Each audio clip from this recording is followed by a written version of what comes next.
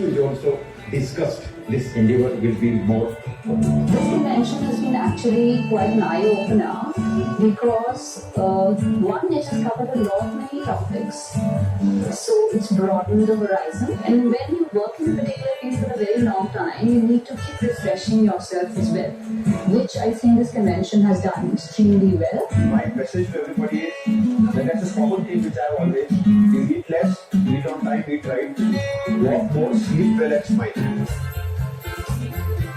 I have to convey all my greetings, congratulations, thank you for all the support that seniors and the new health journalists, essayists, authors, everyone is giving to the cause of health in this country. Health reporting mostly consists of lack of infrastructure or any irregularities, and so I wish the younger generation of journalists come here and sharpen their reporting on health matters. The health writers and editors have a very significant role to play in driving change in the healthcare sector in this country. There is a need for all three players to really get involved in this process: the government, the private sector, and the patient himself. And when all three of them work together, can we really change the healthcare status in this country? So the National Convention, we hope to strengthen this network of health journalists who hold the potential of making India healthier. At the outset, I would like to congratulate the organizing committee for organizing this innovative conference in the city of Hyderabad. See, health sector is one sector where the role of awareness cannot be ignored. We do very good research, but it remains into the journals only. Since long, I feel that there should be some link between scientists and health writers. It's very important to start at the beginning.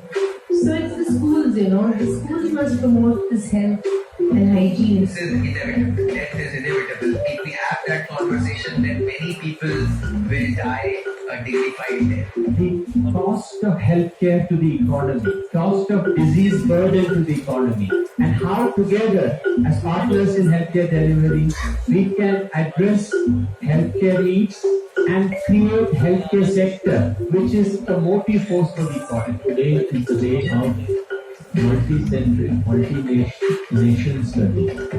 So one of the first questions to ask is how applicable is this study to India? I would not say any doctor is less credible or more credible. Still people feel that, oh, if he's a name doctor, he will be less right. So based on that, we created this program, Trust. Which is the country that supports active euthanasia? That's the correct answer.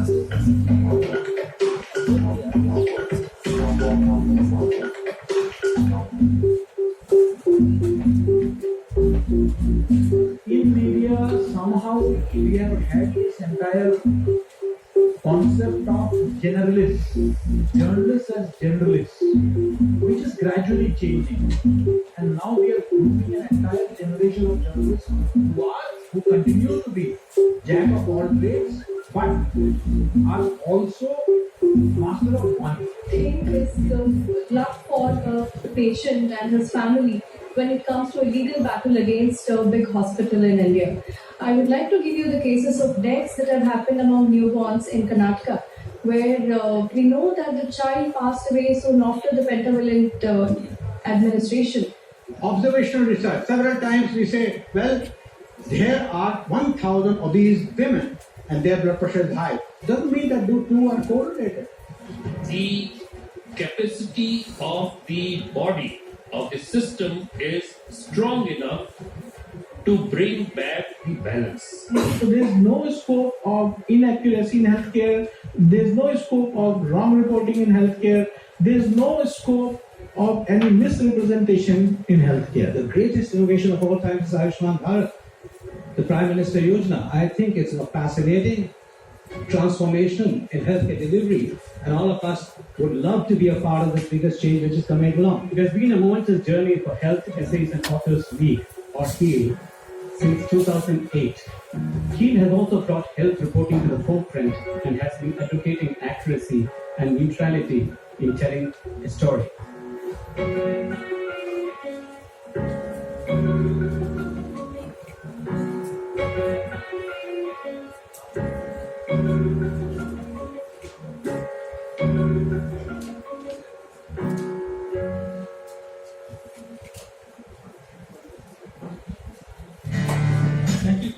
so much. Thank you for your patience. Now I think we'll start with the program. First of all, welcome to all of you. Very good afternoon on behalf of HEAL. And especially welcome all the dignitaries, all the panelists, all the speakers. And my special welcome to about 50 outstation health writers from about 15 cities who have gathered here today.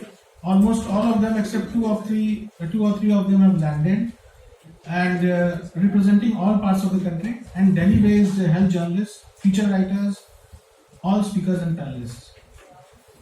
I'll just give you a brief background of where we started, how we started, what we've been able to cover in last more than 10 years, and where we are headed to.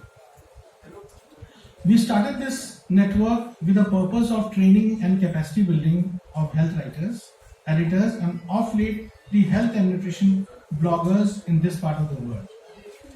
Inspired by Kaiser Foundation USA, probably this is one of the only program in this part of the world outside US what Kaiser has been doing for many years, which exists, which survives, and which is growing day by day.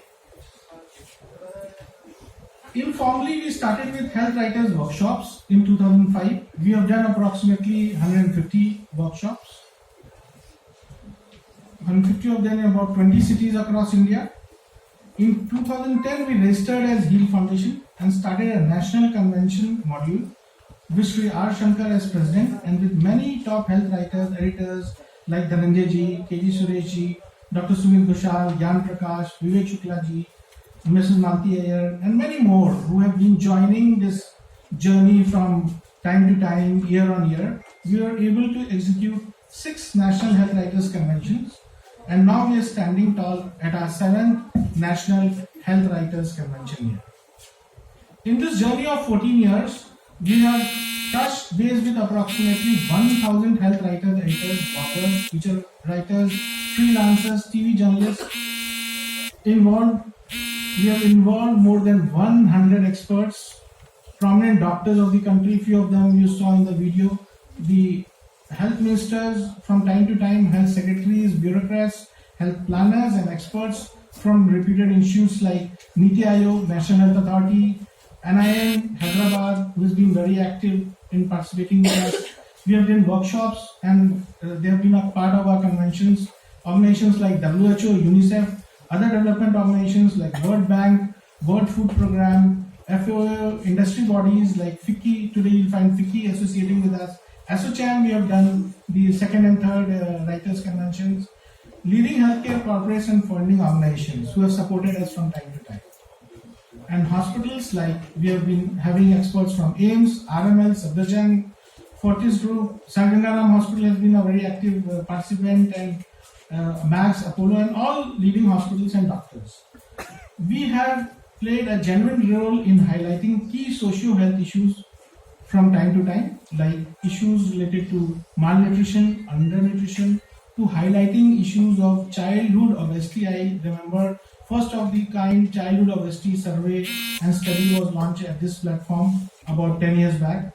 Maternal health and child health issues, balance of nutrition have been one of our key very interesting subjects. Diabetes and hypertension and other metabolic diseases, epidemics grouping our country. The vaccination conundrum, we have done few workshops on it and played important role in highlighting key government health policies. The latest one being the Ayushman Bharat, on which as a part of HEAL, we have already done 2 Ayushman Bharat healthcare summits, bringing all stakeholders together, including the representation from the creators of Ayushman Bharat and the implementers of Ayushman Bharat, and the corporates and other stakeholder bodies who have been, and of course the health writers, media, who through our platform have been communicated, and our role has also been in educating about these health policies of the government to the general public through the health media of the country. In the 7th edition, we cover the first session is very interesting on related to nutrition, low calorie sweeteners, and a lot of other issues related to nutrition. We are covering in a robust session starting now, from including the international and the national experts who have come all the way to participate here, including chefs like Sri Sanjeev Kapoorji and others. We have a very interesting session tomorrow on impact. This is in fact for the first time, impact of food and agriculture would have on healthcare of the nation, of our nation. In due course, our contribution to improving health awareness standards through health education would be probably one of the largest and one of the most impactful if you do a measurement of it. In last 14 years, I just put some figures in front of you. In last 14 years, through approximately 1,000 health journalists and writers whom we have included in our various programs, whether it is the training programs, the scholarship programs, the workshop modules, or who have participated in our conventions from time to time, we have been played catalyst to minimum 10,000 health stories covering 100% of the media, been part of almost all health pages and health shows, reaching to not less than 50 crores of people and influencing their health-seeking behavior in an effort to inculcate positive health attributes and making India healthier. These are just few of the figures I'd like to quote. And with this, I would request that please participate with us. Please try to make our the sessions more interactive by interacting, by asking questions. And again, my special thanks to all the health writers community. They play the most important, vital role on making our Bharat healthier and prosperous. And many thanks to all the speakers, panelists who spare their valuable time and always there for this note. And they are always available for this note. Wherever we have invited any speakers from across the country, except the government dignitaries, most of them confirm and they participate. We only have problem with government dignitaries who seem to be quite busy at critical times, and probably if they don't understand the importance of this sort of platform. But a lot of them have participated, a lot of them at times are not able to make it. I wish this journey continues with the same zeal. We all get stronger with each passing year. As एक स्वस्थ नागरिक ही एक समृद्ध देश के निर्माण में सच्चा भागीदार हो सकता है. जय हिंद, जय Bharat. With this note, we start.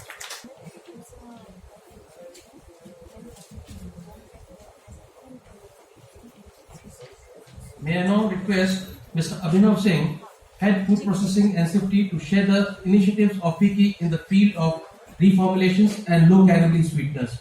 Mr. Abhinav Singh, please. First of all, I should thank HEAL Foundation to give us the opportunity to speak to this forum.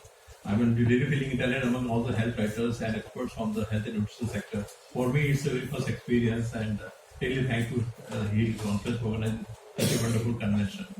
I've seen the program, and it looks like in 2 days we are going to have a lot of food discussion and a lot of forward thing will come, which will be very useful for the ecosystem. In FICCI, I look after the food processing division and work as a role in the FICCI. We work very closely with both the industry as well as the government. We work as an interface so that the right messaging can be done at the both of end. And having said that, we all know that currently we are going through, the focus is on NCDs. I mean, NCDs are one of the critical challenge which everyone is facing. And this is not going only in India.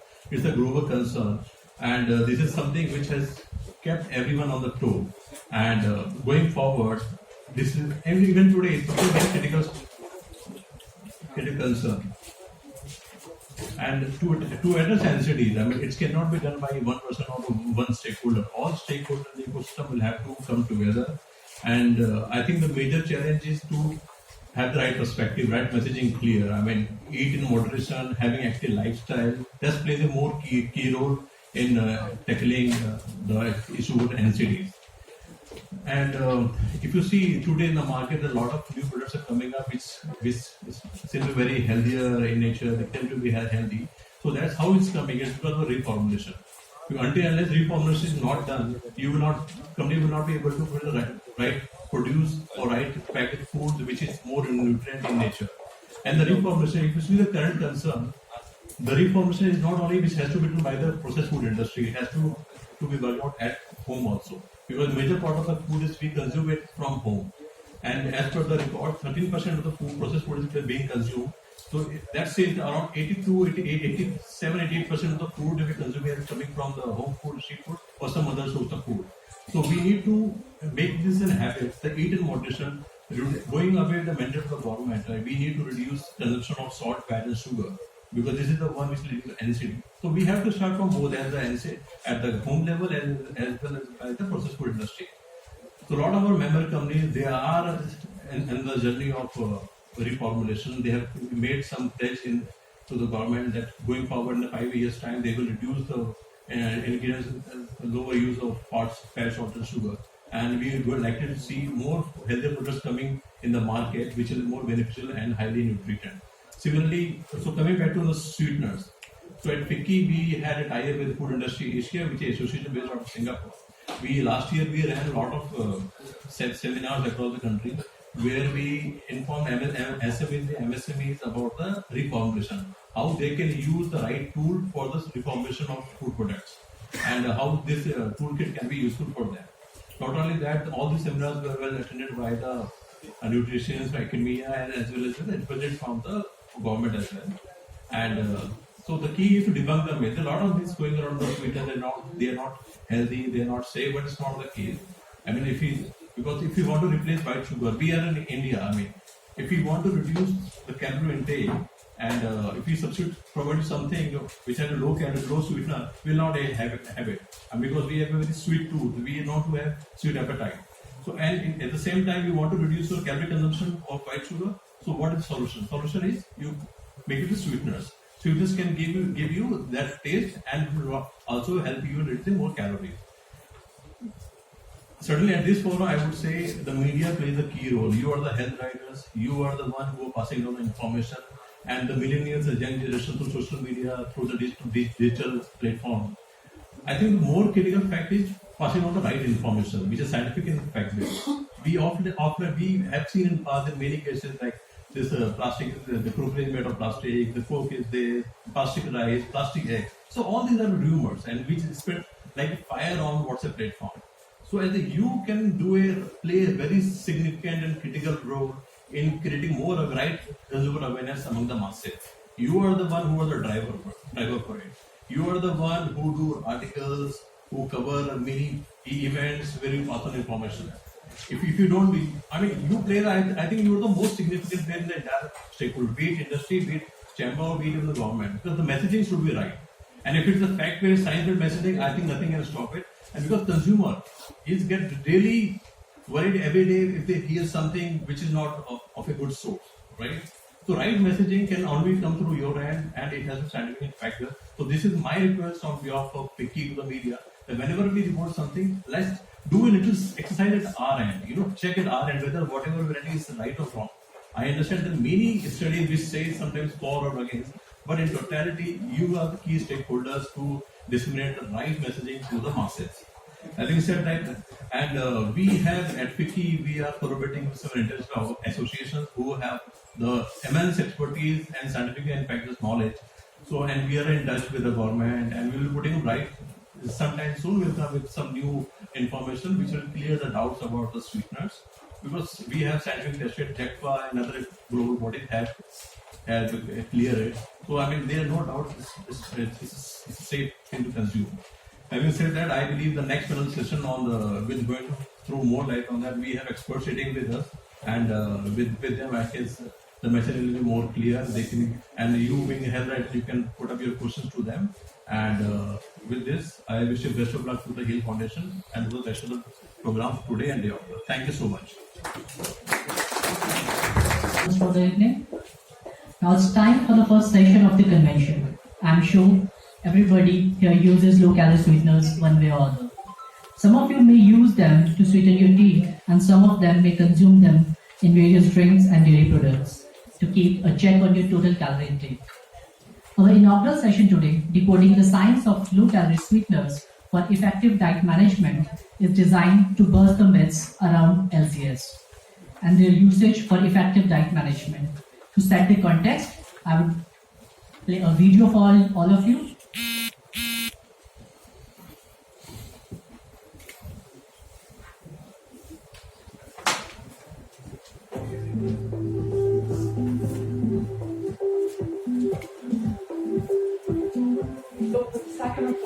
2015, the recommendation was that no more than 5% of our total energy intakes should be from free sugars.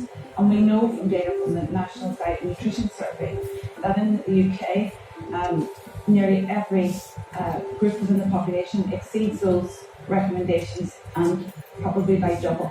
So there's a real imperative that we reduce our sugar intakes.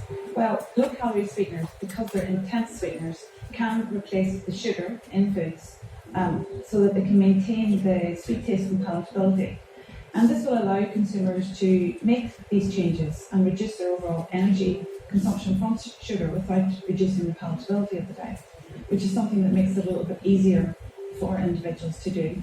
So it's perhaps just part of the tool kit in relation to how we might achieve these sort of recommendations. And I think that low-calorie sweeteners are certainly part of the picture in relation to food reformulation. We know that these products are safe because as food additives, they have to go through extensive evaluation to get legally approved. So even if each country has their own systems, basically the protocols are the same. So this evaluation goes from knowing exactly where the molecule of this compound comes from and characterizing it. They all have to go through the same evaluation. And it starts with very simple studies, and from these simple studies, you start going into more complex studies where you actually know how these compounds are absorbed, where they go in the body, how they're excreted, and if at any point of this extensive evaluation there's negative results, the evaluation wouldn't even go on because there's no sense in keeping on studying compounds that could potentially be toxic. So by the time all this toxicological profile is completed, there's dozens, even hundreds of studies. Sometimes it takes years, up to 20 years, of studying the safety of these compounds.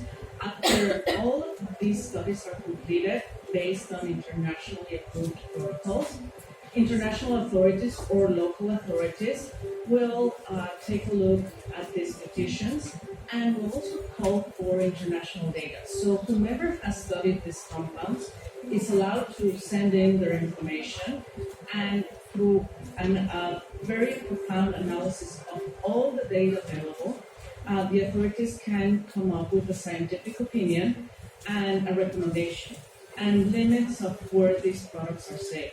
It is important to note that for the toxicological studies, very extreme high doses are used, and it is done that way so we can get relevant information that can then be pared down to the actual realistic dose that will be in the market. So it is a very extensive process. It is evaluated by organizations like the Joint Expert Committee of Food Additives and Contaminants, which is an institution that is shared by the Food and Agriculture Organization of the United States and the World Health Organization. So they do have a scientific opinion that is taken up by international institutions like the Codex Alimentarius. At the local level, there's also independent analysis. And this is important because they all come up to the same conclusion, even if there's an independent evaluation. And based on the scientific data, then each government can combine it with local exposure to come up with approvals and specific limits and applications of products where these compounds can be used. So the acceptable daily intake is an internationally recognized value, and it is derived from the evaluation of a full toxicological dossier. So, in order to define the ADI, or the acceptable daily intake, it would be the dose where no harmful effect has been found in any of the months of study, divided by 100 safety factor, and it is the dose where no harm or no risk is observed, that can be consumed every day of the lifetime by any individual. It is usually declared as milligrams per kilogram body weight, and it is defined that way so it can take into account any member of the family. So if you divide it by body weight, a smaller child or a 20-kilo child would be able to consume less concentration or less product in a day than his 70-80 kilo father.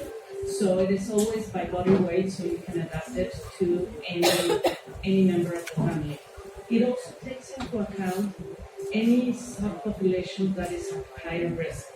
So, for example, for sweeteners, we consider that someone who's diabetic would probably be a high consumer.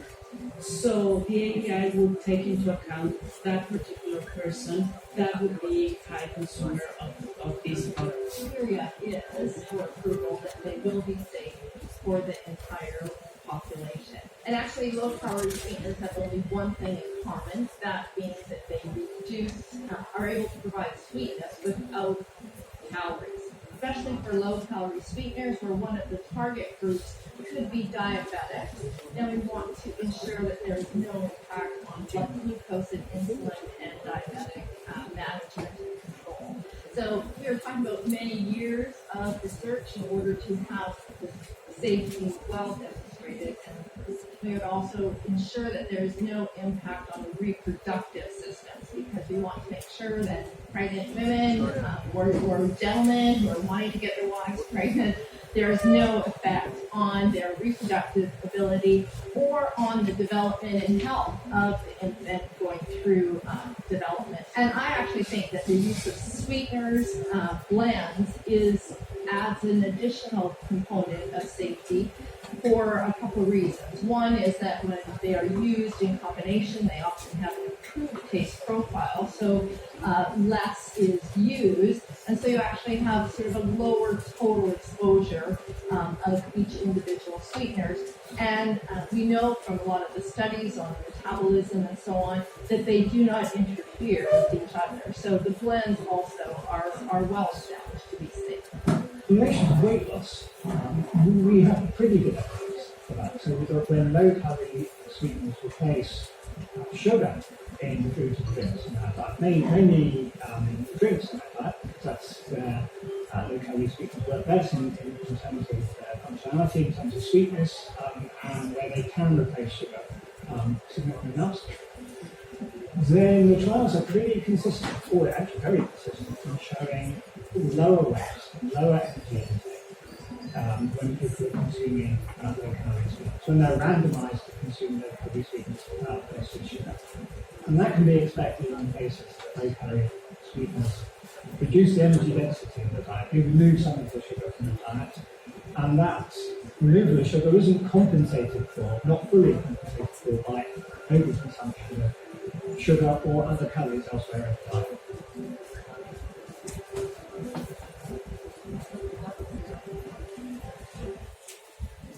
So in the video we heard from the global experts for low-calorie sweeteners, let's listen to someone who actually uses low-calorie sweeteners in daily cooking. Now I would like to invite our next speaker, and arguably he's one of the most recognized faces of Indian television. He was in people's living rooms for almost 2 decades, introducing them to the delights of Indian and international cuisine. In his inimitable, easygoing and cheery manner, the show Khana Khazana was one of those trailblazing cooking shows on Zee. Little wonder that he has a massive fan following across all ages, genders and countries. He is none other than Mr. Sanjeev Kapoor. Mr. Kapoor, please join us on the dais to share your views on low-calorie sweeteners.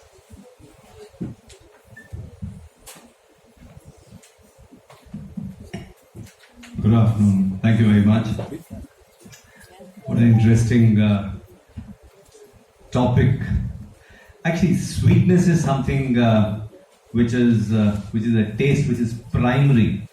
So if you look at primary taste, khatta, meetha, tikha, namkeen, right? So there are 4 primary tastes that we have always heard of. It's another thing that India was more evolved. So in Ayurveda we always talk about 6 tastes, Chhat Ras.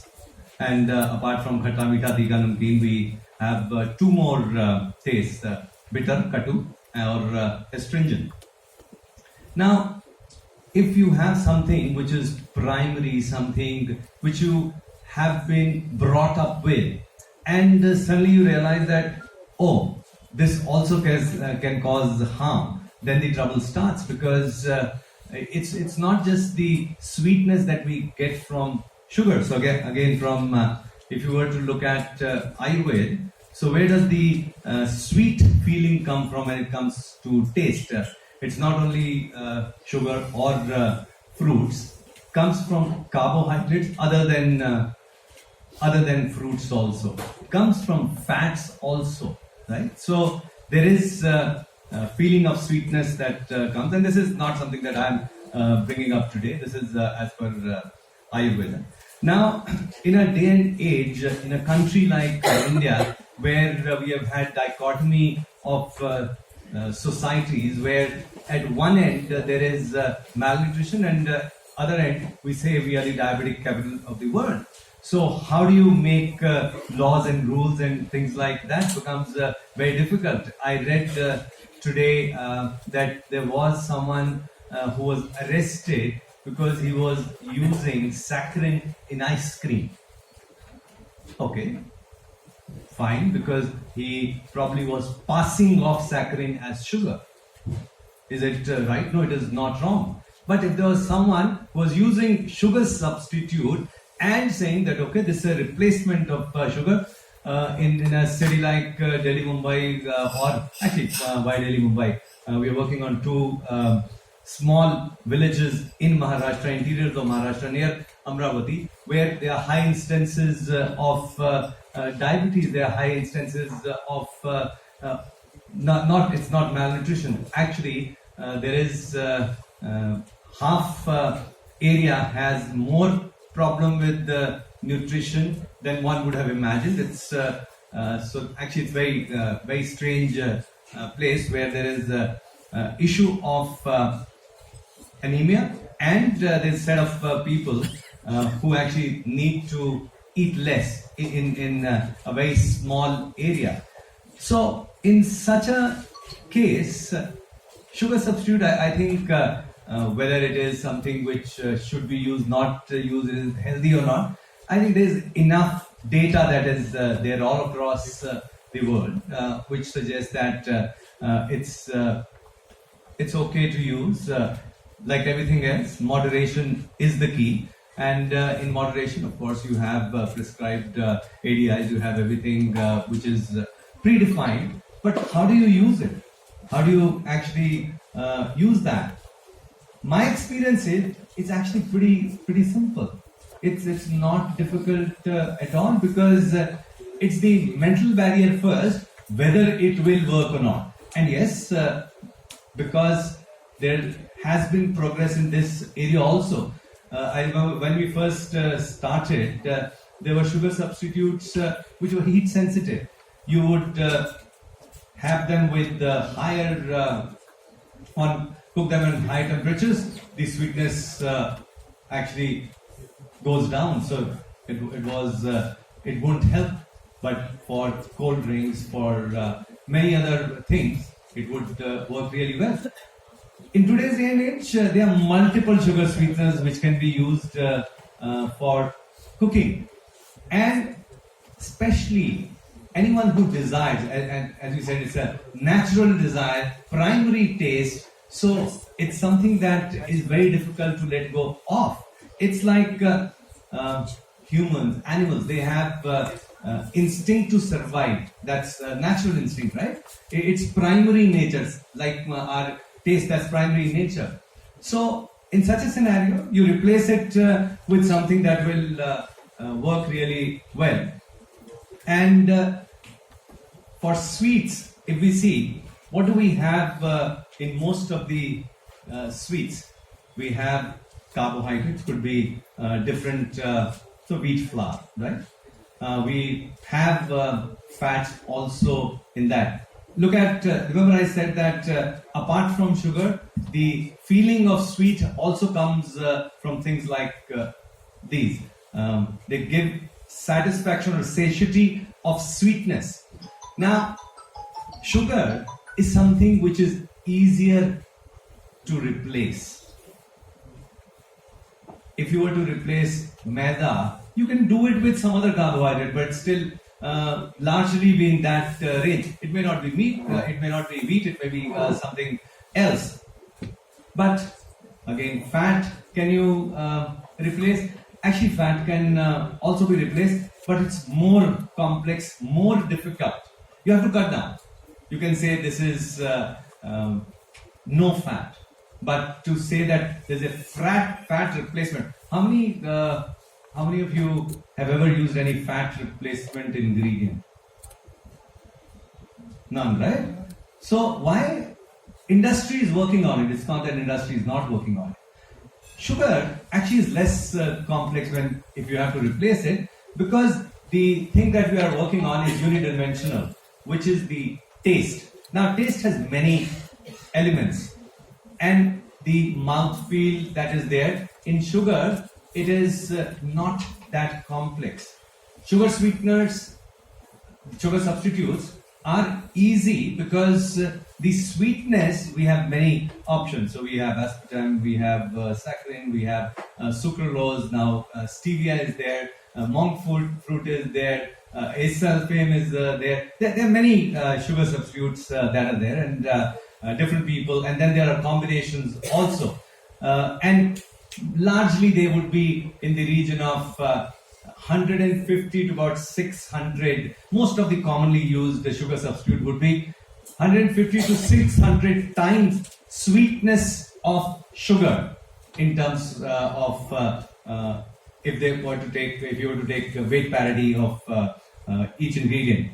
So, which means that you can easily replace it. It's something that will work. At times, textural differences are difficult to work with. At times, in our mind, we cannot accept that. We have been used to sugar. Now what do? So we have some bulking agents. We can use maltodextrin and those things. And industry does that globally. That is done. The challenge normally is that once it is, it starts by that inertia, that would it work, would it not, anything new that is there. The change is the most difficult thing. And then there are questions that, oh, is it safe? It is good. Should I do it? Should I not do it? So I'll tell you a few things. When I first started cooking, so like now you have FSSAI, we used to have FDA, and we had sampling done for our chana dal in our kitchen. And we saw that report, and when I saw that report, and I thought, oh my God, this is not good sample, and we are in trouble. But we actually realized, no, we were not in trouble. So it had rodent hair, it had excreta of animal, but both were okay because that was in permissible limit. Now, these are the laws. One may say that, oh my God, how we do it? Actually, now because there is so much of information that we can see and we can find to anything that we have to do, you breathe and you say, okay, if I breathe in Connaught Place and if I breathe in Gurgaon, which is safer, which is probably, and I'll say the AQI and say, oh, this air is hazardous, this is bad, this is not. And our mind typically normally would say that, oh, if it is man-made, it is probably bad. If it is, so let's say, I hear it most of the time, yeah, but it is natural, right? So it is fine. It is leaves, let's say. I'm not talking of stevia here, but I'm saying that, oh, this is leaves. So it is okay. It is, and then I tell them, do you know tobacco also is leaf? Right? Cannabis, leaves. So many things. It's not that because it's natural, it can be good. And because it is man-made, it will be bad. That's also is not true. So when there is research done, as a chef, I can tell you, actually some people have got a glass of iced tea, right? I don't know if everyone has got or not. If you have it, it's made with sugar substitute. There's no sugar in that, right? You can easily have that, and it's not a complex sugar substitute where there are a combination of 2-3 different things. It's just one sugar substitute, one type of sugar substitute is there, and it's fine. Many people say that it does not taste the same. Yes, it does not taste the same. So, but it is very similar. It is very close. That is important. I remember I launched a product many years ago. It was called Sanjeev Kapoor Tandoor. Tel nikale tapak tapak tapak.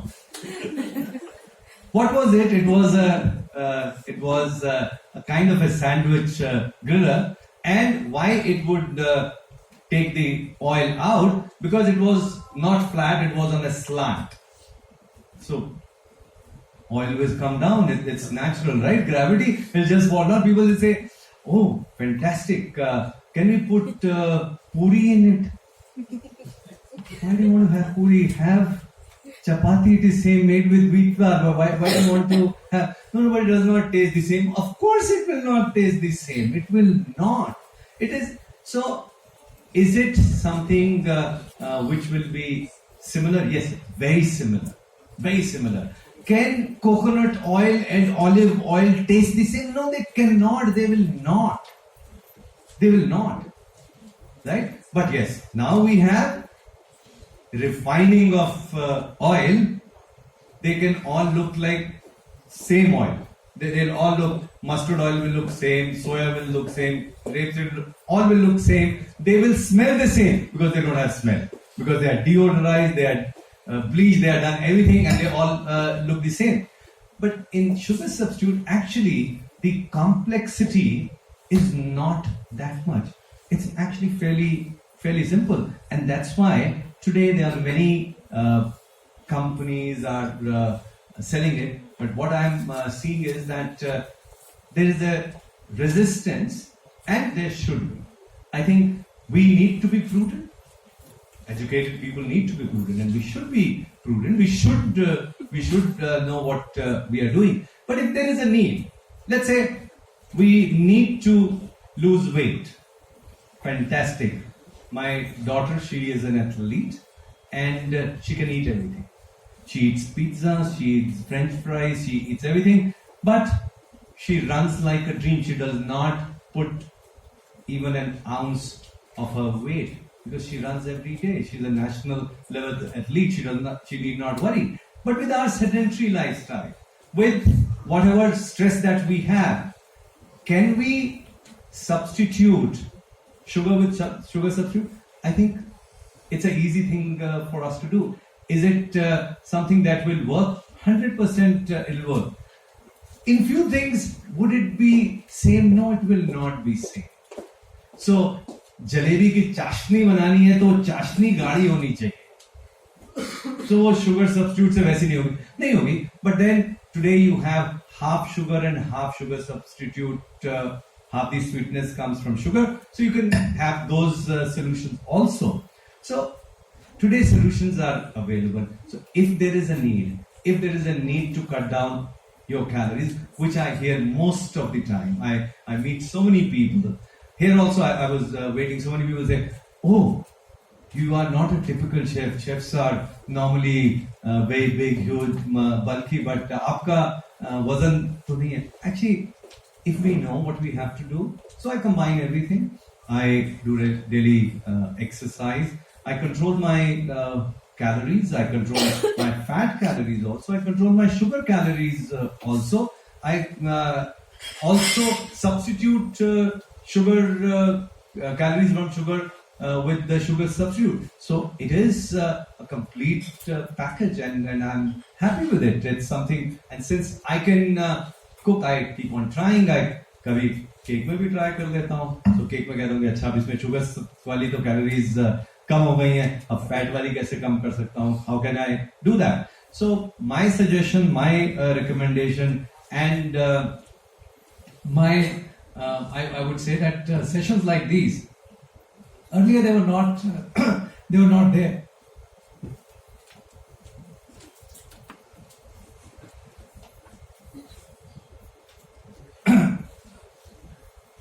Actually, I'm thinking कि अभी ऐसे जैसे गला सूखा है, water का substitute लाना पड़ गया तो क्या हो?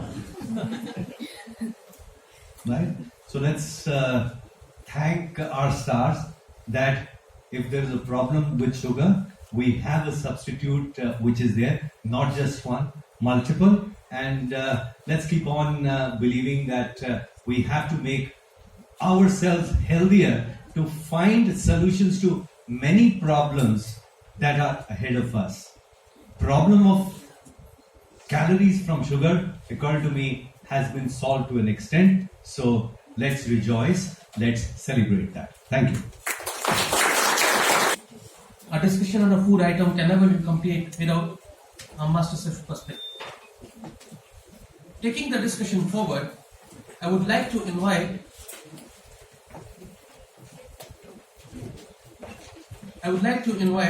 Mr. C.H. Unikrishnan to moderate the panel discussion on decoding the science of low-calorie sweeteners.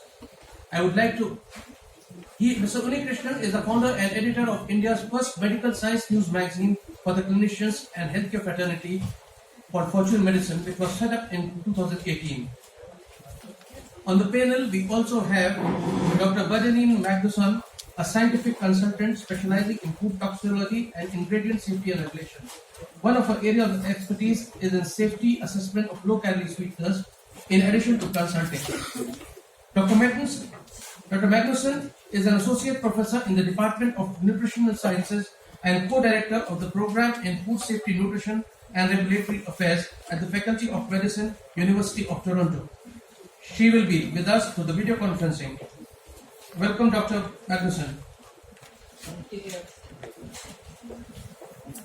The other panelist is Dr. Rebecca Lopez Garcia. She has been an independent consultant in the area of food safety, toxicology, regulations, and crisis management for almost 20 years.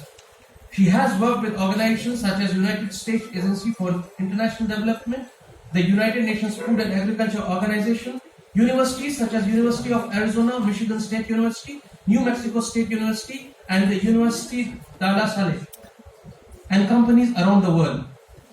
She will also be with us through video conferencing. Our colleague, Mr. Sumit, has helped us in getting on board. Welcome, ladies. Thank you.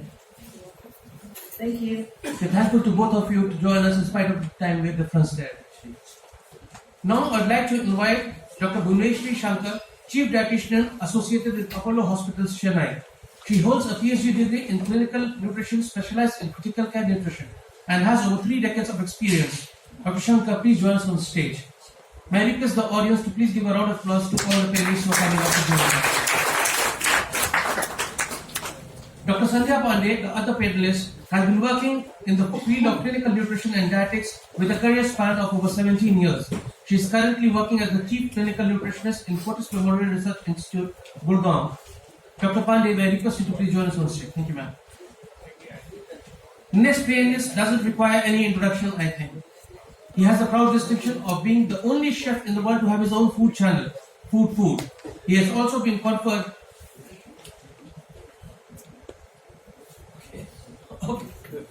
Okay, I think we've already heard him, so probably he doesn't want to be on the panel again, actually. The next panelist is Professor K.G. Suresh, who is currently serving as Emeritus Professor in APJ Institute of Mass Communication, New Delhi, and Jagran Lake City University, Bhopal. He is also a former Director General, Indian Institute of Mass Communication, and an Honorary Executive Director and Chief Editor, Hill Foundation. And last and the final panelist over here is Ms. Manjari Chandra. Her passion for nutrition sciences and versatility has enabled her to accomplish new heights in the field of health and nutrition. Having served as the clinical nutritionist and diet consultant for over 20 years at some of the top hospitals of India, Ms. Manjari has expanded the horizon of her expertise from hospitals to corporate health. Ms. Chandra, may I request you please join us on stage.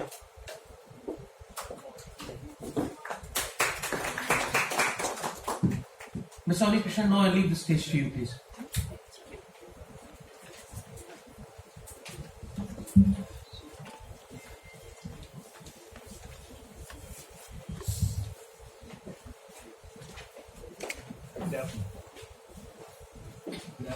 Can you hear me? Can you hear me? No.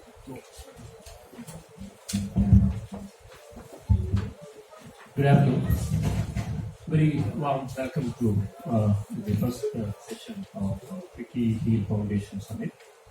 I'm very glad to moderate this session because of two reasons. One, the topic what they have selected is very relevant, and this needs to be disseminated to all the stakeholders, especially the media, to have disseminated to the people in the proper manner.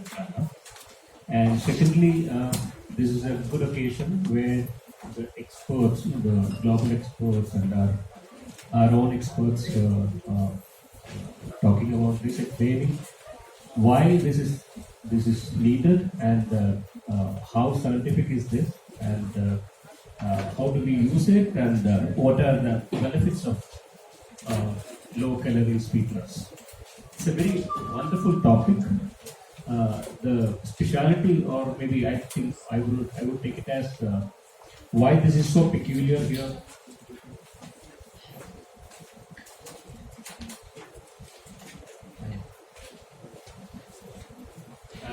So why this is so peculiar a topic is because this has been around. We all know this, but actually speaking, we don't know what it is and why it is, why we should take it, what are the benefits, and how, whether it is safety or whether our concerns about this kind of a product is true or not. So this is a good occasion to discuss that. Now you heard about the speakers and their credibility.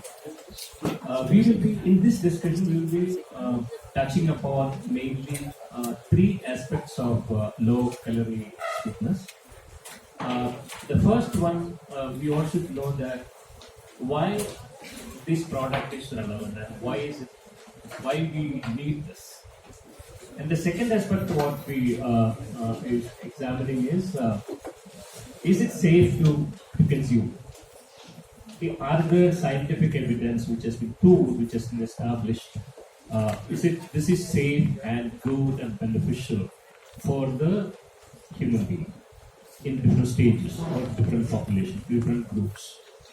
The other more important aspect is that whether this information is properly or clearly translated or disseminated to the public, because ultimately the people has to use it, and every person, every common user cannot go and check individually whether the product what he or she is using is good, bad, safe, or is there evidence which has been proved. So these three aspects we will be discussing in this discussion. So first, you have heard about the speakers, and let me ask Dr. Bhuneshwari, the first topic, the first aspect of this topic which we wanted to discuss is that Sanjeev Kapoor has already explained.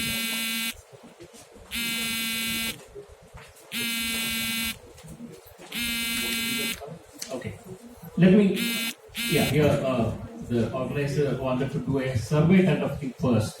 Then that's also useful to get your concerns. What do you all think about artificial sweeteners or the low-calorie sweeteners? And then we will immediately get into the discussion.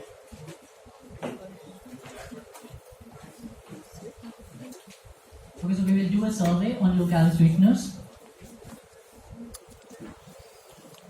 So for this, I request you all to put out your mobile phones and log on to www.mente.com. Everyone please take out their mobiles. MENTI. You will be requested for a code there. So you have to put 865767. Everybody please.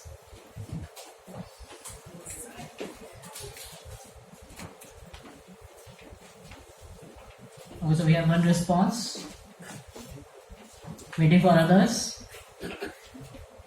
2.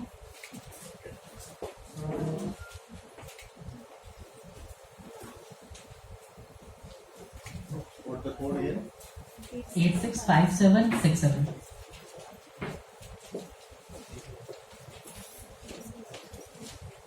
Till now we have received only 9 responses. Waiting for you all.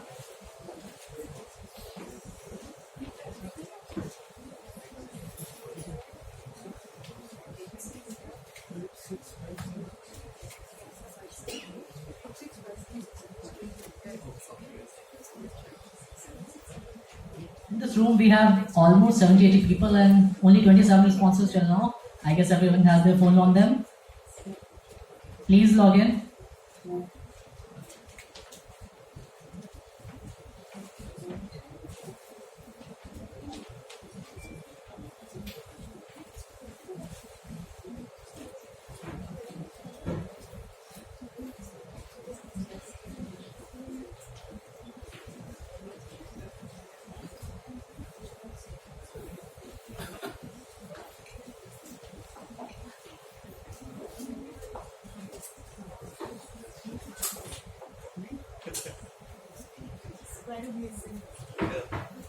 Okay, so we have 43 responses till now, and 27 of you think they do not use low-calorie sweeteners or products containing them.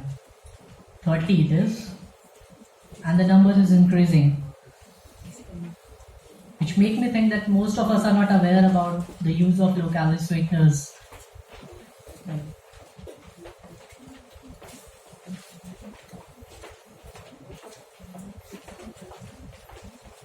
One more please, then I'll move on. Give me 50 please. Okay, 50 it is. Moving on to next question.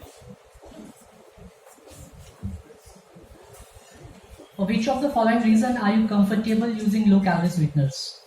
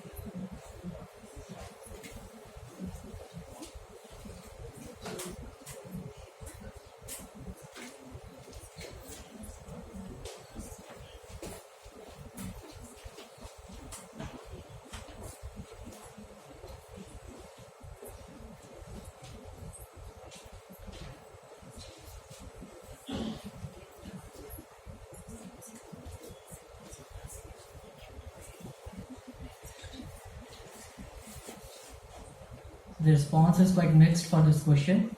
Moving on to next question. How much do you agree with the statement that low calorie sweeteners are safe?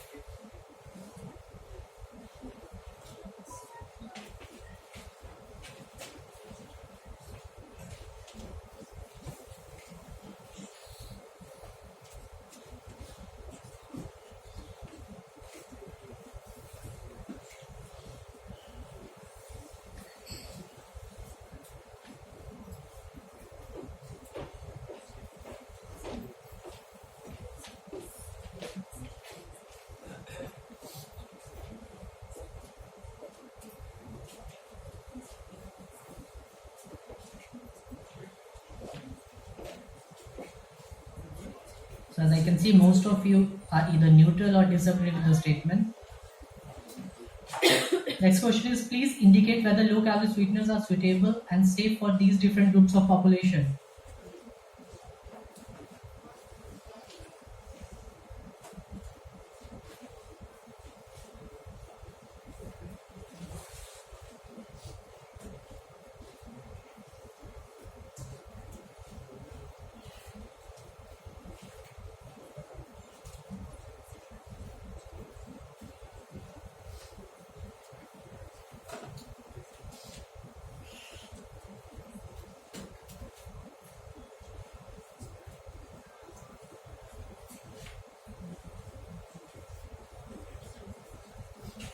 Okay, moving on.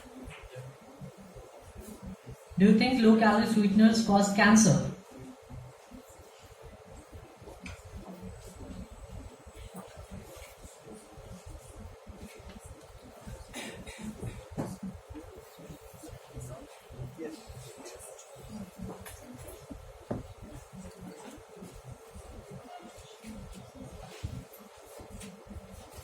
So from the survey, it is quite clear that most of you don't use low calorie sweeteners.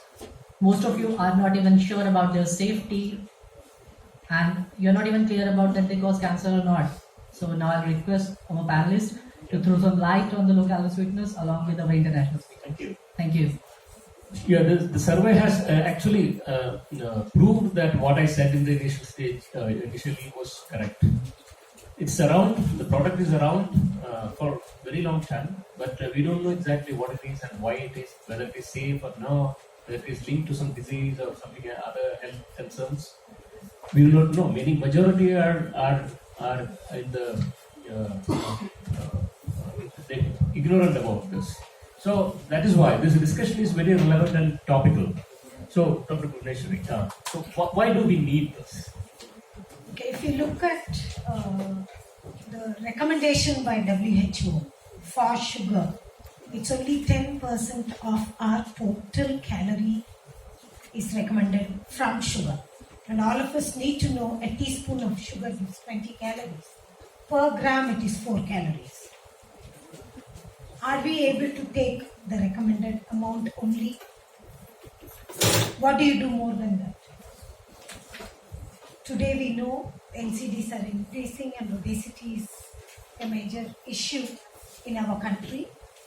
Thanks to the excess calorie consumed, especially from sugar, and more thanks to the sweets which are made with sugar and fat. You can't make something without, unless he decides to invent something new. So sugar substitute would be a better option to cut down the calories. Yeah, that's true. Especially in a country like India, where that our taste is actually used to the sugar sweetener in all the diet, all the dishes, and we can't do away with that. But in that context, this artificial or the low calorie sweeteners are better. Better. Second, it's low in calorie, and it's very sweet that you'll end up using very little. Yeah. So we will never exceed the safety limits per kg. So I think low calorie sweeteners are quite okay. And when you tell people cut down on something, immediately they'll ask, what is the substitute? It happens even with salt. But sugar substitutes are very close to sugar. So you can say 95% close to sugar.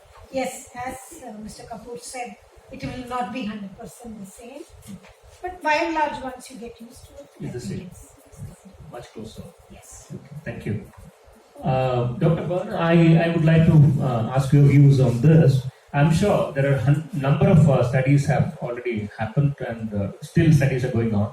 And how do we substantiate the scientific evidences where we wanted to establish that low-calorie sweeteners are safe and this has been scientifically proved?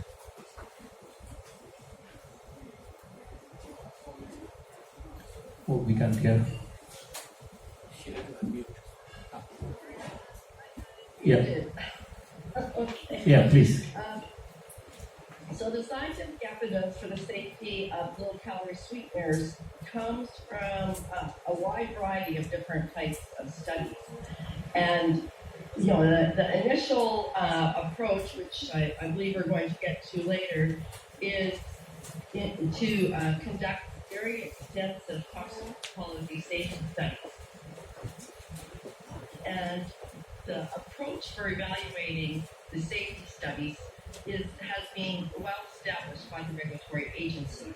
So, for example, there are very specific guidelines for how you conduct these studies, using the appropriate number of animals, the appropriate number of controls, and maintaining the environment. So, and looking at all the specific endpoints. So it's very very critical to look at all of this to establish exactly any cause and effect from any observations. Unfortunately, there are many studies that have been published in journals which do not follow these guidelines, use inappropriate methods, or have serious design flaws, and their conclusions do contribute to the controversies that we're discussing today. There are appropriate methods for assessing the quality of those studies, for toxicology studies, and these have been reviewed by the regulatory agencies in order to evaluate the overall strength of the evidence in terms of what do the quality studies say compared to those that have serious flaws. So that's more for the toxicology animal studies. We're talking about in terms of human studies, then again, there are a variety of different approaches that can be taken. And I want to emphasize that we do not conduct the toxicology studies in humans until we have well established their safety in animal studies. And then most of the regulatory studies in humans have been involved in terms of assessing effect of low-calorie sweeteners and their safety for individuals with diabetes. So there is, again, for the human studies, the randomized clinical control trials, or RCTs, are considered the gold standard. It is only through those controlled studies that you can really establish cause and effect. So those are considered sort of the most reliable RCTs. Then we move into sort of epidemiological studies, cross-sectional and cohort studies. Those we do not have as much control. We have not as much clear evidence of exposure or quality of measurement of exposure, and we have much more opportunity for confounding factors to influence results. So those are usually considered to be of lesser quality in terms of strength of evidence. And you can see that very clearly in some of the reviews that have been done on the low-calorie sweeteners. If you look at results from quality randomized control trials, you have very consistent outcomes, whereas you have very mixed messages coming from some of the lower quality studies. Critical systematic reviews also can be very useful and often use one of the accepted methods for critically evaluating the quality of the study. And in terms of the safety studies, there have been several critical reviews that have been published actually in 2019 on the safety of the low-calorie sweeteners. Again, in order to address this question of trying to sort out which of the studies that are reliable and those that are not. And the other point that I want to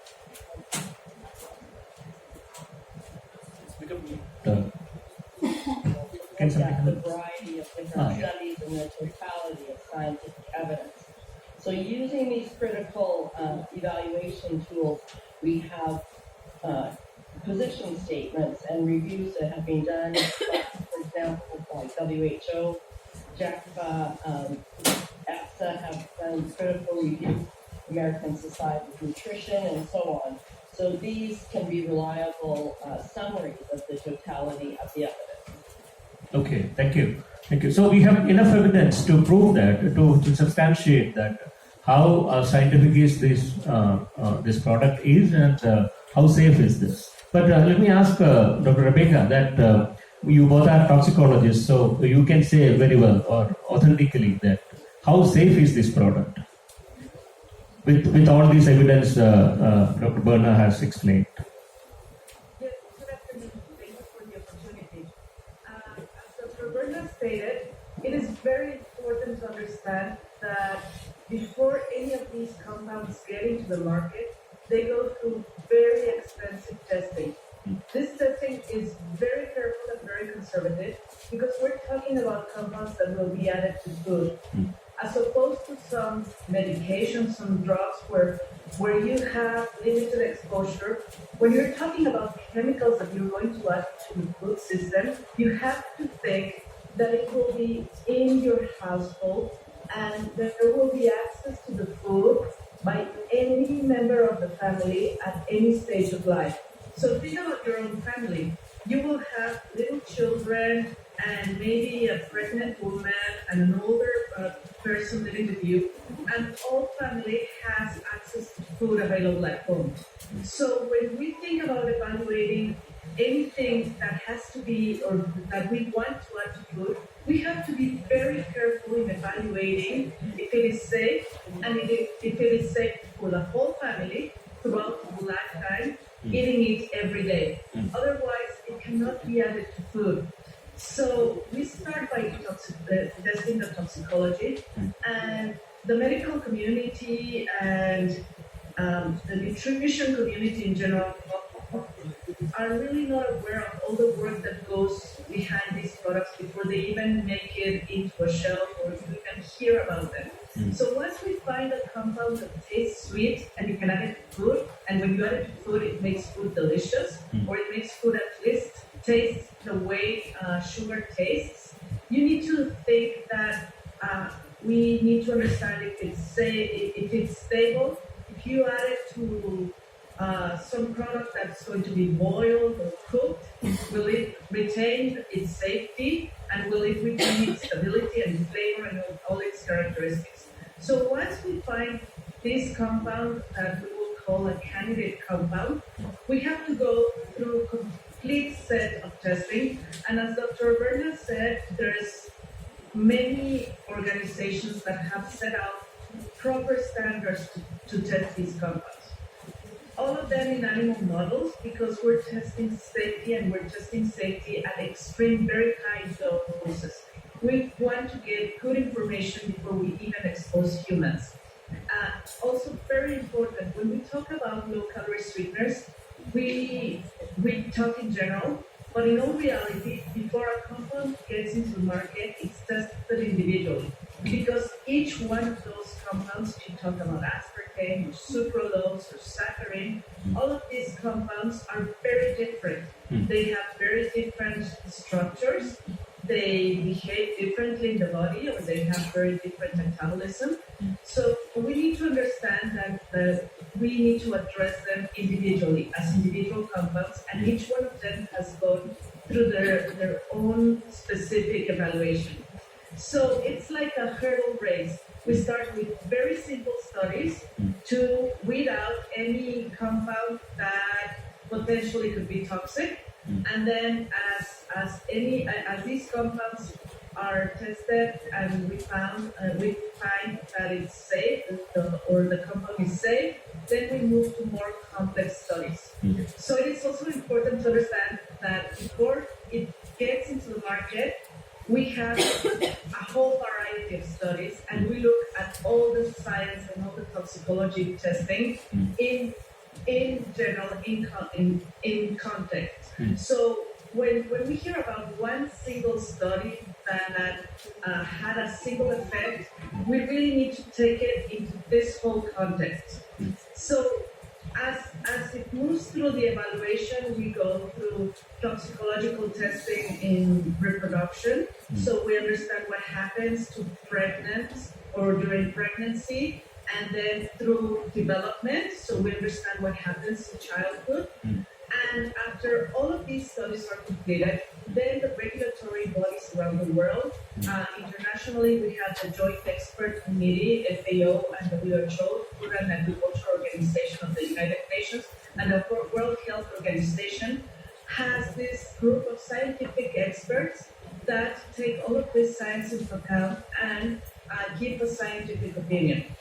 In order to get evaluated by this group of scientific experts, you need to have a full set of toxicological studies according to what international organizations have set as a standard, and you need to submit all the science, the good, the bad, and the ugly, all of it. And so these experts have all the information, and based on this information, so internationally, the JECFA, as I told you, in Europe, the European Food Safety Authority, in the United States, the Food and Drug Administration. This is also important to understand because all of these agents have their own toxicological group of experts. They're all independent. They're all from academics, and you have to present only the scientific evidence. So there's no other interest, only to evaluate the safety of these compounds. So these experts look at the whole evidence, and then they estimate what we call the acceptable daily intake. The acceptable daily intake is a dose that we take, or we calculate by taking the dose where there was no adverse effect, and then we include a safety factor. Why do we include a safety factor? Because these compounds were tested in animals, so we need to take into account that we need to extrapolate from the animal models to humans. So part of the safety factor is extrapolating from the animals to the humans. And the other part of the safety factor is taking into account that these compounds will be sold all around the world. Perfect example is that we're sitting here in a meeting and I'm speaking from Mexico City and Dr. Berna is in Canada and we're sitting in India and we're all talking about the same compounds. Yeah. So we need to take into account the difference between different humans around the world, the metabolic difference. Even within your own family, you will see that someone in your family drinks coffee all day and they don't really have any effect. Someone drinks coffee or very concentrated tea at night and they can sleep peacefully. While other people in your family might drink 1 cup of coffee and not sleep for 2 weeks. So this is the other factor that gets included. We need to consider the differences between different human beings. So as you can see, the acceptable daily intake or the ADI, it's a number that, or it's a level where no effect was observed, and then it is usually divided over a set of 100 to take into consideration any other potential differences or any individual differences. So in summary, they're thoroughly tested, they're very conservatively tested. The ADI is always expressed in milligrams per kilogram body weight. Why do we do this? Because that way we take into account any member of the family. So if you have a young child who weighs 20 kilos, then you know the level that that young child can be exposed to. If you have an older adult, then higher weight, higher level that they can be exposed. So the ADI does take into account any subgroup of population, and it takes into account pregnancy and, as I said, young children. So this happens before any regulatory agency approves the products to be available on your table. Right. Thank you. Well said. Well said. And yeah, that's very important because there ought to be differentiated studies because the population is different, the food habits are different, the components where the other ingredients where this comes in combination are different. So food habits, the family, the population structure, all are different. So the differentiated studies, the global studies you are ultimately summarizing that have been proved, or there are enough evidence to prove that this is safe in most of the population groups, and there need not to be any bigger worries or serious concerns. Yep. Now, Dr. Santhya, can you add to this? Now we have to have. India is a capital of diabetes, and mainly now some people who are using it are maybe their doctors must have advised them that don't use sugar. They may not be clearly knowing that whether it helps diabetes management or not. So can you add your views to it? So as soon as somebody is diagnosed with being diabetic, the first thing is, oh my God, I can't have sugar. And they are devastated because diabetes is synonymous to not having sugar. Okay, so I would definitely say that a lot of regulatory bodies, of course, it has been established, and we are talking about EFSA and we are talking about FICA and all these international agencies saying it's safe. Now, coming to the scientific consensus of various organizations like American Dietetic Association, or for that matter, the UK Dietetics Association, or various other dietetics associations are saying that these non-nutritive sweeteners can definitely be potential option for diabetic patients because it does not impact the glycemic index. It does not impact the glycemic load or control. So you are basically not giving calories, you're basically not giving carbohydrate. One of the major concerns is that as soon as you have sugar, the glycemic load increases, the glycemic count goes up, and the patient's blood sugar shoots up. And that's the worry, and that's the reason. The first thing that we say is don't have sugar. Now, if you have an option of something that can replace and yet give you taste, so it makes it easier for us as dietitians because, first of all, Mr. Kapoor was talking about it, that the mindset, the patient is devastated, thinks I can't have a certain thing. So when they come to us and I can give them an option, it becomes a good intervention strategy. But as soon as I say that, the second thing that comes is because patient wants to hear you can have sweet, okay? So it is important for us, and in all these agencies, whether I talk about ADA or I talk about British Dietetics Association, they say that we must individualize and customize, because like Mr. Sanjeev Kapoor was saying, that in a desert, it's not just the sugar which was adding to the calories, it was not just that. So we as dietitians have to educate our patient that it is the overall calories, overall food that is going to have an impact. So that education is important. So if I'm giving a dessert, there may be refined carbohydrate coming from wheat flour, there may be fat coming, saturated fat. And this is a diabetic patient, mind you. And when we're talking about diabetes and cardiovascular diseases, I will have to be careful about the kind of fat that we are giving, the kind of carbohydrate I'm giving. So yes, strictly speaking about NNS or low calorie sweeteners, it is a good option. It cuts out my carbohydrates, it cuts out my calories, but I will still have to keep a holistic approach. I still will have to educate my patient that look at the overall nutritional benefit of that food that you're having and be cautious as to what you're eating. Don't just look at the sugar that is added to it or NNS that's added to it. Okay, thank you. Manjari, can you say that there are really concerns about some types of low calorie sweeteners, that these are linked to some are carcinogenic or linked to some other diseases.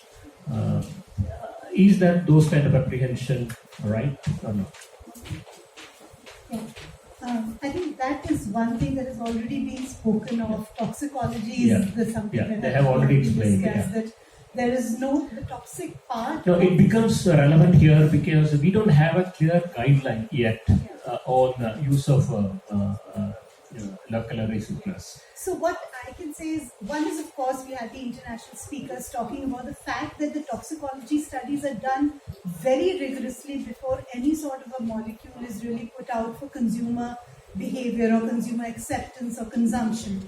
But in the clinical scenario, as Sandhya was also saying, we do sometimes need to cut down carbohydrates for our patients, because we know that they become the leading cause for many metabolic disorders, and that's where the low-calorie sweeteners come handy. Let me give you an example. So we all know, the minute you say cancer to a person, I think it's diabetes, of course, is more prevalent than cancer, but we know that cancer is the growing disease, and we know that the minute you say cancer, the fear attached to the disease is so high that there's a lot of psychosomatic impact of the word itself.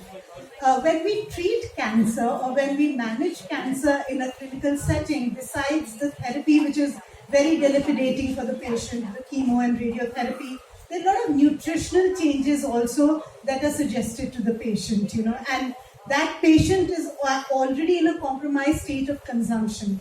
So there are places where we have to restrict carbohydrates completely. In fact, there is something called the fasting mimicking diet that we use very extensively in oncology, in integrative cancer.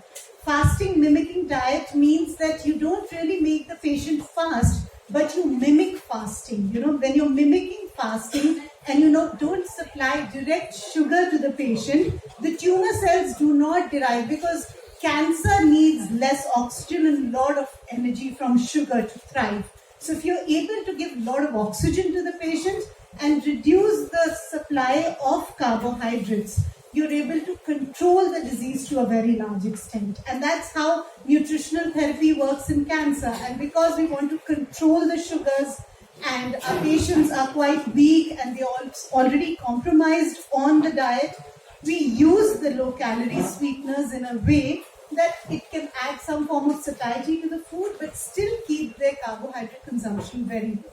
So in fact, I'd go the other way and say that instead of being carcinogenic, in fact, they're a great tool to manage cancer itself. But there's one more thing I'd like to say here. which is, when you talk about sugar sweeteners or any form of alternative sweetener or non-sugar substitutes or low-calorie sweeteners, whatever be the term or terminology attached to it, there's a lot of, query, a lot of anxiety, a lot of questions, because a lot of things, also I think from television media and print media, things sometimes get blown out of proportion. Smaller such studies become headlines, and then when headlines are read by people, they get absorbed, because how the human mind works. We believe the written word. When we see a written word, we believe it very quickly. So I think because we're talking to media today and we're talking to people who eventually write for our readers and sort of shape the perception of the person who's reading or consuming content that you will be creating, it's important to understand that moderation, use of these low-calorie sweeteners in moderation is acceptable by every form of regulatory and scientific authority, by every form of epidemiological studies or clinical trials that have been done. Most of them, of course, animal studies that are exfoliated. So, the little bit of anxiety or a little bit of caution that people attach to it is okay, but it's not as big a headline as it is somehow made out to be. So, yeah. Thank you. Yeah, well said. That is an important point. Yeah, but you're saying that it's not carcinogenic. At the same time, it is beneficial. You can actually moderate or control the calorie intake to prevent the diseases. Yeah. In fact, can I take the liberty of saying a bit? All of us have heard of the ketogenic diet. Yes, the keto is the inverse of the Karan Johar's of the word too. Everybody is on keto. Because essentially, although keto was started as something which was meant for a very therapeutic condition of epileptic fits, children who had epilepsy were put on something called keto diets, which was invented by very, very senior people from the clinical fraternity. But when people started doing ketogenic diets, they realized that the diet is very metabolic in nature. In fact, we call it, instead of keto now in our clinics or in our clinical settings, we call it the metabolic mitochondrial diet, because the truth about a keto is that very little or zero carbs or very small amount of carbohydrate intake is able to change your metabolic pathways. It is able to change the way the body is sensitive to insulin production. It is able to change your metabolic pathways for gluconeogenesis, for the way carbohydrates will get absorbed, for the way all our hormones will work, So that's another place where we've seen a lot of success with reducing carbohydrates, using the ketogenic diet basically for multiple metabolic diseases. And that's also one place where low-calorie sweeteners come in really handy. Thank you. Yeah. Now comes to the most important part, where we have heard the experts on the science side.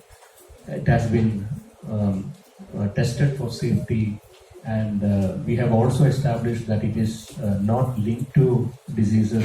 At the same time, it actually, instead the concerns about the linkage to disease, it actually helps improve health, or to prevent sickness. Now that part is over, but the most important part is that ultimately it goes to the consumer. The people need to use it. People need to understand why, what should be there in their diet.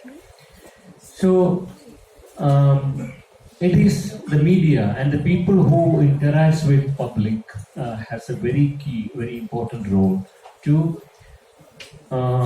disseminate or translate this knowledge, this information to people in a proper, adequate and right manner.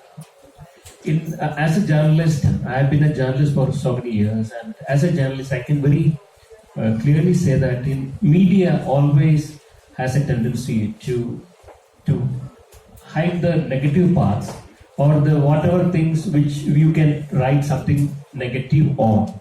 That is the general tendency in media, and that needs to be improved. That needs to be rectified. In fact, before launch of Future Medicine also, and I've been thinking about this kind of a thing. because general media doesn't have enough room to translate science to the general public, especially the medical science.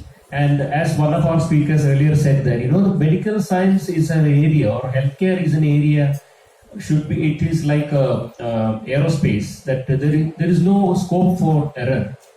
It should be a zero error industry, zero error journalism. But it is not, unfortunately, this is not happening in its totality.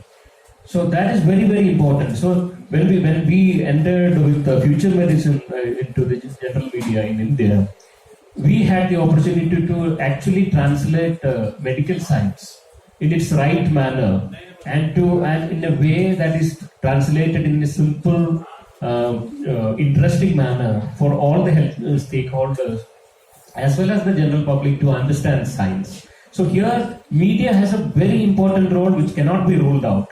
Now let's Professor Suresh add his views on this particular concern. Thank you. First of all, my compliments to HEAL Foundation for having this discussion on a very critical and important topic, given the fact that India is the diabetes capital of the world. But unfortunately, I have no hesitation in saying that we are also perhaps the most diabetes unfriendly country in the world. Except for the cities and some urban areas, there is no understanding among the common masses about diabetes. That's a big hindrance. That I believe is the first problem. Even today, if you are traveling by train, in trains you don't supply sugar-free it's always sugar mixed. Your tea is always mixed with sugar. It's pre-mixed. There's the same, all the machines all over have coffee machines, the dispensing machines, they are all having sugar content already in. Even in airlines, you would be surprised to know, the least you can get is a low sugar variety. That's it. If somebody wants a sugar-free, it's not available, even in leading airlines. Now, this is something about which the media should be talking about, media should be writing about. It's very difficult. Secondly, you see, people have, now if you go to the market, you have some, say, biscuits or cookies, which are pretty expensive, imported ones. They are there. But the Indian bakeries that they make, they claim to be selling all these sugar-free stuff. There is absolutely no measurement which is given. You do not know what they are using. They just claim to be sugar-free. Now then, what do you exactly mean by sugar-free? Now, for example, if you go and buy sugar-free chocolates, they just say no added sugar. A lot of diabetics I know of are using chocolates which say no added sugar.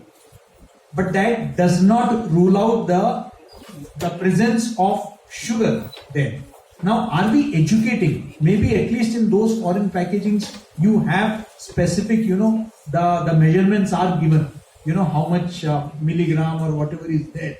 The quantity would be, specified. But are we educating our people, our readers on this important aspect? What is it? Now, cocoa, it has its own sugar ingredients. Now, are we telling them that this includes that?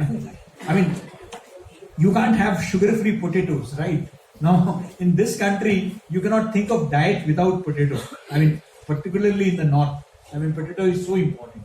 Now, what do they take So, first of all, this issue is, big, that this diabetes, so far is concerned, that there is absolute lack of awareness, and I'm sorry to say that even perhaps due to lack of information, and I'm sure that, workshops like this, discussions like this will help.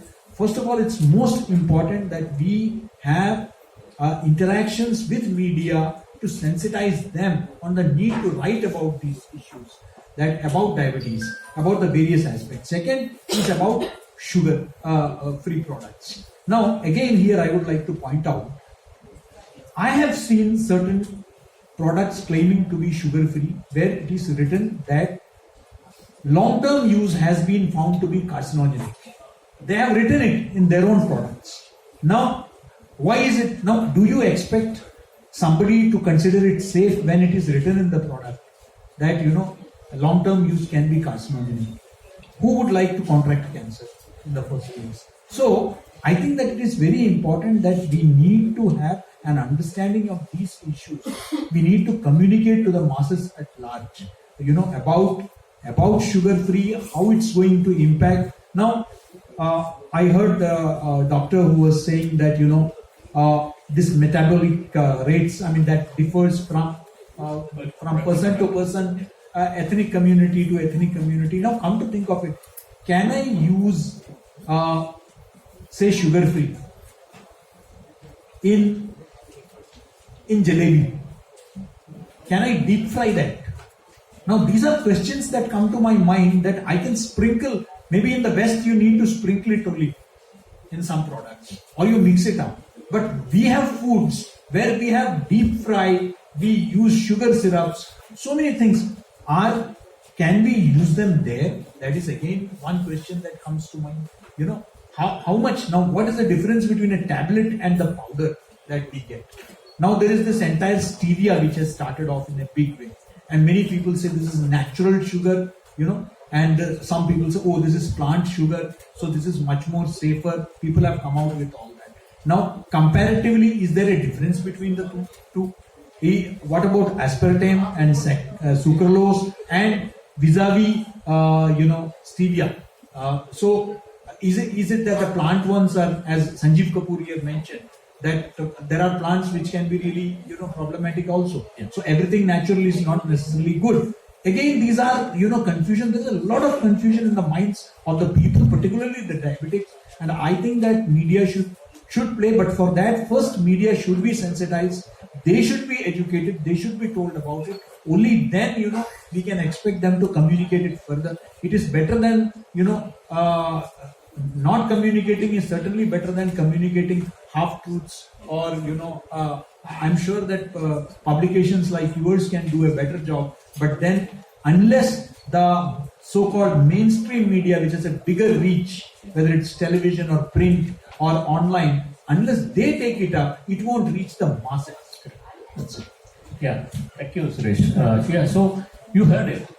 Now we discussed in length about the science and the safety aspects and the trials which are conducted and the concerns, and we can also alleviate the concerns with lots of information from forums like this.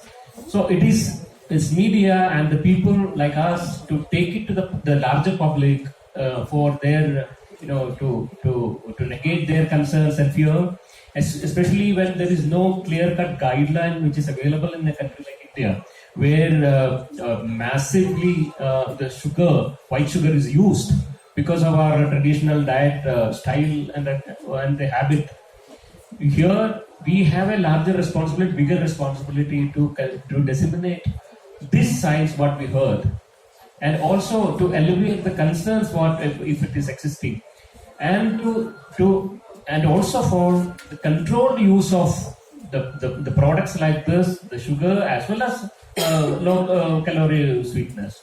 So the ultimate take-home message is that now there are lots of things we have discussed, and we have lot more clarity on this particular product and how we ourselves should be educated up further on this, and to disseminate this to mass the larger population in a proper, right, explained manner. Thank you so much for patient listening. Thank you, panelists. I want to say. Yeah, please. We have. First of all, I am professor of gastroenterology and liver in Hindu Rao Hospital. So this is a very good topic. And first, I am very thankful to DG Suresh Saab for inviting me on this seminar. The topic is very interesting.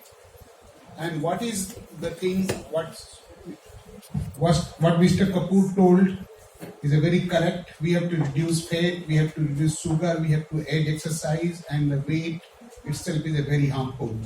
But you have started that the diabetic, this is our diabetic, but what the Suresh Sir has told, and totally agree, this has to be taken to this thing. What the most important thing which I want to tell to this honest gathering is that sugar is not at all needed in our diet. It should be very much clear. And this sugar is, if you add carbohydrate, that is enough. So raw sugar is not needed. One. Second thing is that what Madam Bhuvaneswari, Dr. Bhuvaneswari, Dr. Pandey and Dr. Chandra has told already, they are very correct. The 10% of body weight fat is needed, sugar, and the calculation is very easy. Suppose you required 150 calories, you just use 3 words, 150, that's all. 3 first word. You have you need 2,400 kilocalories, you need 240 only. And second, you divide it by 4. Suppose you divide it by 4, you need that gram of that amount of sugar only. Suppose you have 160 gram, you need 40 gram. So adult male need only 40 gram or 9 PSF. Adult female need only 6 PSF or 25 gram. And children need 3 to 6 gram. That's all, 36 TSF only. That is hardly 12 to 25 gram. And you divide that gram by 4, you get how much TSF you get. So this is easy formula. Second, very important thing is that what Unikrishnan Sir has told, in our beverages, in simple 12 ounce of our soda, we have got 11 TSF of sugar. On a small yogurt, we have 7 TSF of this one. And what American studies have told, every American takes, in our India not such specific, 17 TSF, about 70 gram of sugar daily. And this amount to 57 pounds of sugar a year. So here is a problem. And second and very important last thing which I will add is that this form where we have added whatever that Dr. Chandra has told, whatever the low calorie supplements we need, we should use it as far as possible. Because as we know, aspartate causes phenylketonuria, is a phenylalanine, or even your Advantem or Neotem, but these are on the in red studies only. They are not in that one. Same way, carcinogenic effect has come in sucralose, and stevia has also called as a mutagenic effect. But these are animal studies. We should not pay attention to this. And our media should take lead word to encourage the people. And last thing I want to add is that in fruits, if you take fruits, if there is a sugar, that sugar is not going to harm you. That sugar is not. And last and not least is that ketogenic diet is not good. Never use ketogenic diet. They causes heavy ketoacidosis. They cause hyperlipidemia. They are used only when you have a drug resistance epilepsy in children. Otherwise, never use Atkins diet or ketogenic diet. They causes hypercholesteremia. They causes gallstone formation. They causes hyperlipidemia. They causes osteoporosis. So they causes constipation. So that should not be used. Last and least is the Kapoor Saab. Is the best person. What he has told, we have to reduce fat, we not to take any sugar, and we have to cut our cut, we have to adjust our weight, and we have to do regular exercise. Thank you very much. Thank you for your suggestion and ideas. We can take a couple of more questions. Yeah, fast. Please make it brief. Yes, sir. So like I was just out, Yeah, so the question is like between brown sugar, what we are consuming in the hotels, brown sugar and white sugar. So brown sugar mein bhi bol rahe hain ki it's because colored, so it's harming more than white sugar. Is it so? So brown sugar and white sugar both have calories. 1 gram of sugar will give 4 grams of kilocalories. Okay, 3.6 to be precise. So it's just that because it has molasses, it is said to be. But if you ask from the nutritionist perspective, we would say any sugar is calories. Okay, so whether it is honey or whether it is your, molasses, anything. So that is why if you are counting your calories, you're wanting to cut out your carbohydrates, I would suggest non-nutritive sweetener would be a better alternate than a brown sugar. One more thing, when we're talking about wheat flour, like Sanjeev was talking, so we have gluten free. When we say about ragi and all, so the So understand that there are carbohydrates, okay? Sugar is also carbohydrate, and you have different types of carbohydrates. Complex carbohydrate and simple carbohydrate. Sugar is simple carbohydrate. As soon as you have it, the blood sugar spikes up straight away. That is why we call it high glycemic index. Okay. Now there are carbohydrates like you have ragi, you have millets, you have quinoa, you have chia, you have and unprocessed, wheat flour. If it is like oats or it is like your dalia, because it's broken and it is not refined. So when it's not refined, you have the husk there, you have the fiber there, and you have the vitamins that are available on the top layer of your grain. So you get the goodness of that particular cereal or millet. So you get all the vitamins and minerals. So it's not as if all carbs are bad. If you look at your diet, about 50 to 55 or as high as 60, percent of your total diet will contain carbohydrates. What we are saying is choose good carbohydrates. And sugar being only carbohydrates and no other vitamins and minerals, we say we can replace it with something that gives us the sweetness and, kind of manage other things as well. So we get that additional quota of calories maybe, but in the end we will have to look at what is the overall calorie requirement and how are we distributing it throughout, our entire food group. I hope I answered your question. Good evening. My name is Sai Gopal. I am from Telangana today, from Hyderabad. I have a question, sir, regarding the usage of sugar. Even during most of our recipes have been handed, Indian recipes have been handed from grandmothers, and even so sugar is something which happened newly. I don't think sugar was there for 500 or 1000 years ago. So what were the alternatives during those days which people used to use in place of sugar? Because perhaps that can be highlighted also in these kind of talks. I don't know what to answer. Actually, probably they use something unrefined like jaggery. See, from jaggery only they are making sugar by using chemicals and so many other processes. The refinements didn't happen. Second, they burnt all the calories. Their problems was less. Here we are eating more, our calorie burning is less. Even at home, the exercises, what we do in the day-to-day activities, calorie burning is not happening because everybody is doing a sitting job, movement is less. And I would put it that way, since you mentioned about our ancestors, they ate less, again the calorie dense food and the portion control and calorie burning. There was a perfect balance. I think totally we have gone as imbalance. That would be my answer. I may have the parting shot. Here, sir. I may have the parting shot. Time is running out.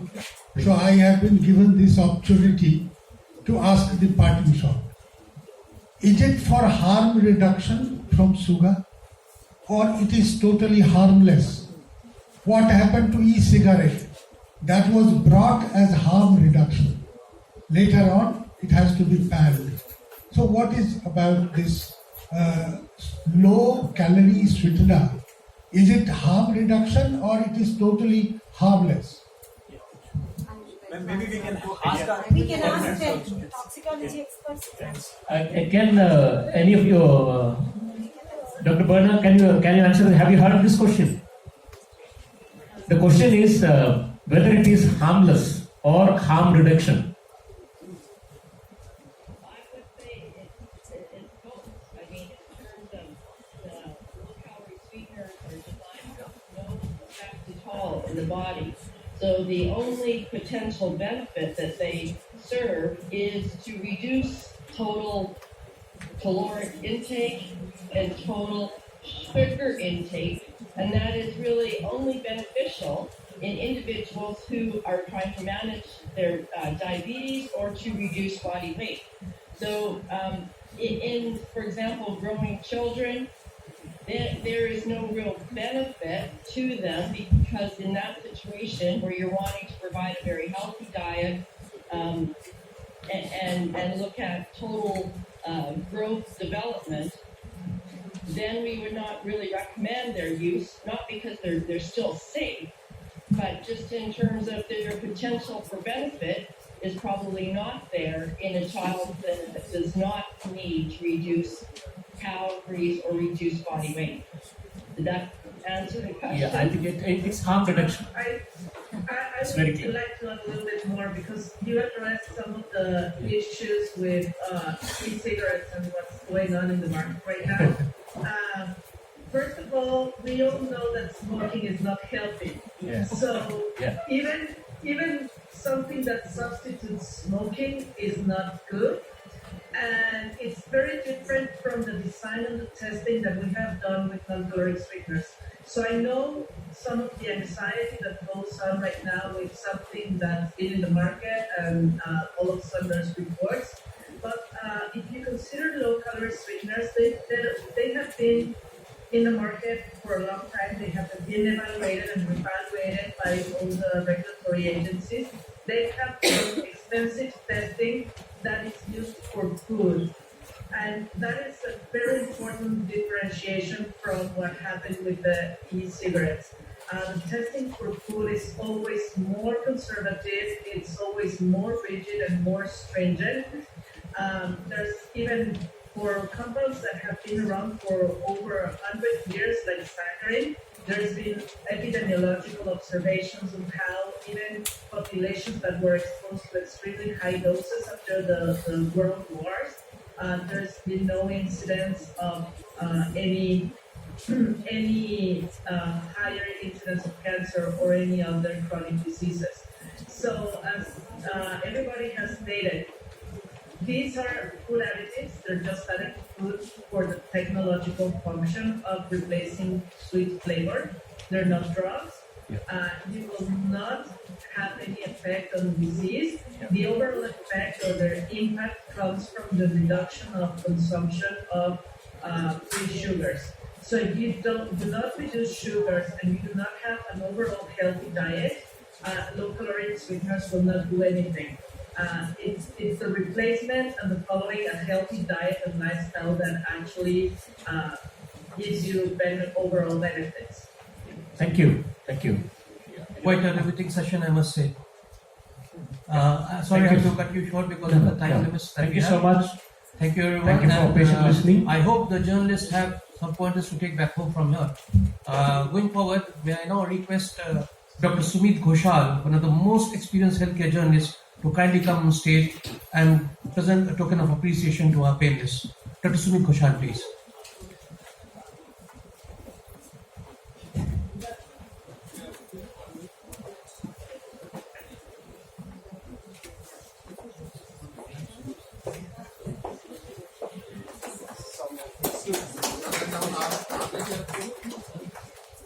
Ma'am, please look here.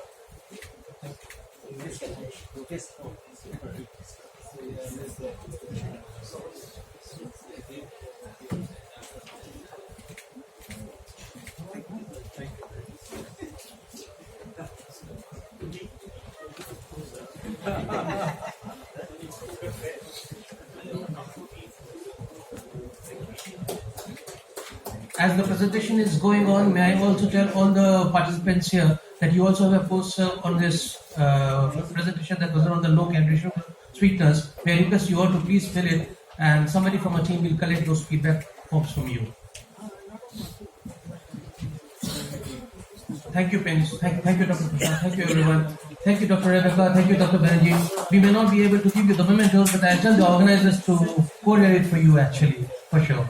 Thank you. Thank you, ladies. Thank you for taking the time for us.